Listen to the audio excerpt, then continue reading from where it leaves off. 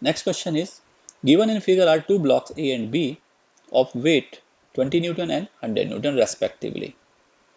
These are being pressed against a wall by a force as shown in the figure.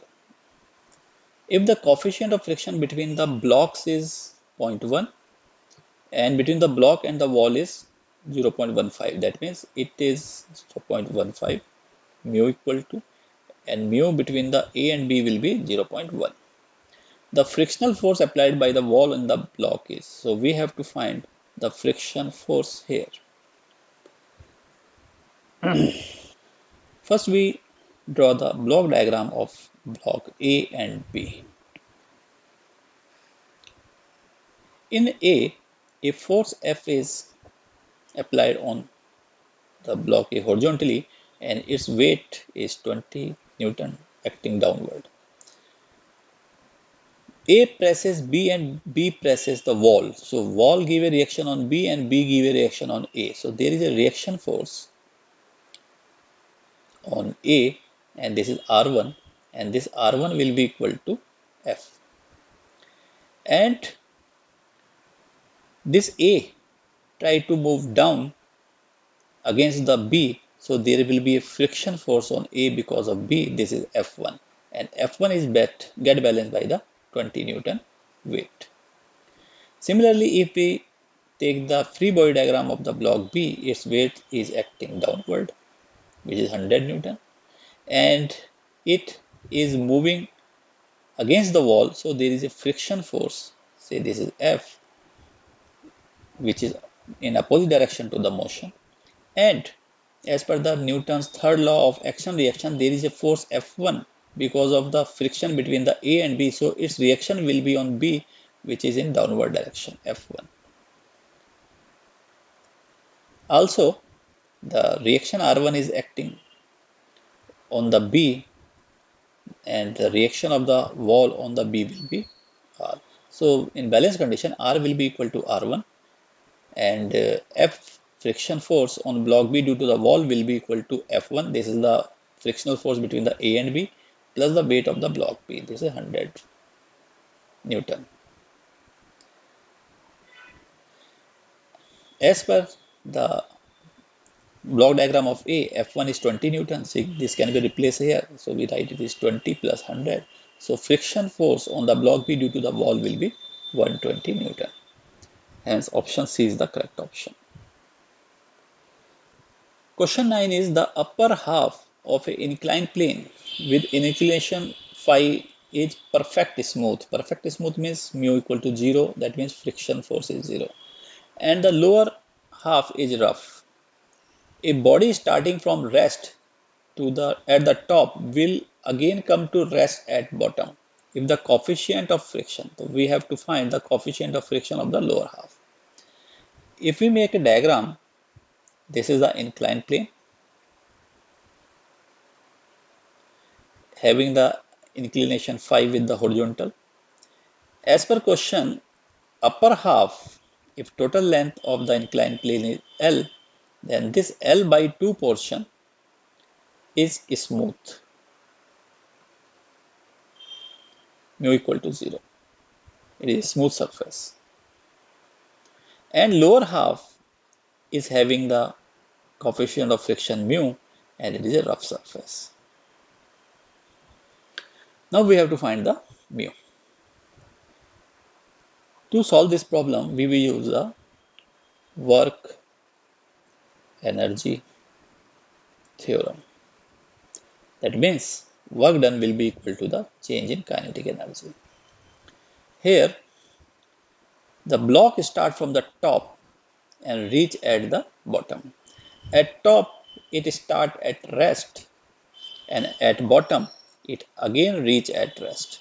So change in kinetic energy will be 0. We know that for an inclined plane which has inclination phi, if a block try to slide down, mass is m of the block, then weight will act downward and horizontal component along the inclined plane will be mg sine phi and perpendicular component will be mg cos phi. This mg cos phi will be balanced by the normal reactions on the body or the block due to the plane, and the friction force will be mu n, which is opposite to the direction of motion. We know that work is the dot product of force and displacement, and that is equal to Fs cos theta. Theta is the angle between the force and displacement. In the figure, there are the four forces: normal, n, and the component mg cos phi. And these two forces are perpendicular to the motion, so work due to these two components of the forces will be zero. The only component which result in a work are mg sin phi and mu n, and mu n is equal to mu mg cos phi. This mg sin phi act throughout the length of the path, that means capital L. So the work due to the mg sin phi will be force into displacement is capital L, and angle between them will be the 0 degree. Plus, and the other component is mu mg cos phi, mu mg cos phi into, and displacement, because half surface is smooth, so there will be no friction, mu is 0, and for other half the coefficient of friction is mu, therefore the displacement will be L by 2. And here displacement is in downward direction while the force is acting in upward direction. So angle between them is 180 degree, and cos 180 is -1, therefore we will multiply with -1. Hence we can write mg sin phi into L equal to mg cos phi into L by 2. Because of this minus sign, we take this component on right. And now cancel the common terms. M and G and Mg get cancelled. L is get also cancelled. So we can write it as sin phi is equal to cos phi into 1 by 2. This implies that, and there is the mu also. This implies that mu equal to 2 sin phi by cos phi, and we can write it as 2 tan phi. Hence option C is the correct option. Question 10th is, a mass of m is suspended by a weightless string. Horizontal force that is required to displace it until the string makes angle 45 degree with the initial vertical direction is. For this we make the diagram. This is the string through which a mass m is suspended, and by applying a force horizontally, the new balance condition is at an angle of 45 degree as per the question. So force F is acting horizontally, tension towards the fixed point, and weight mg downward. So to solve this problem, we will use work energy theorem.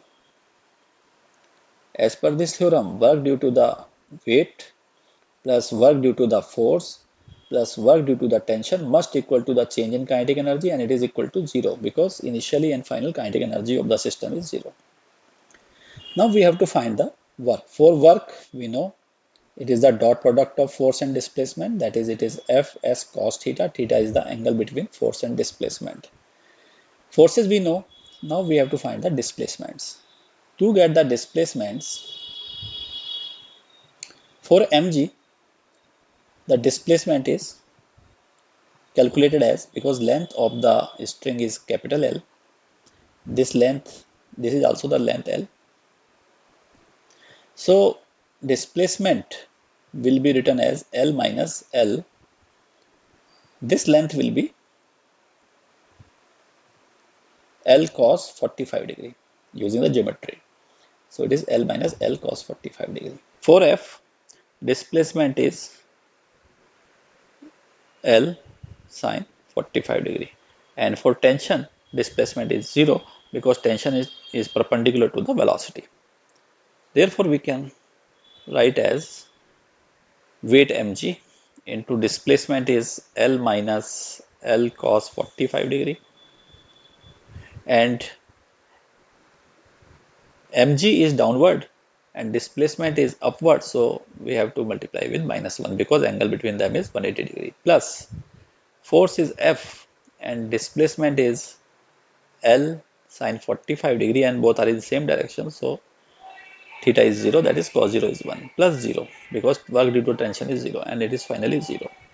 This implies that FL sine 45 degree equal to mg L minus L cos 45 degree, or F equal to, which we have to find, that is equal to mg L minus L cos 45 degree by L sine 45 degree.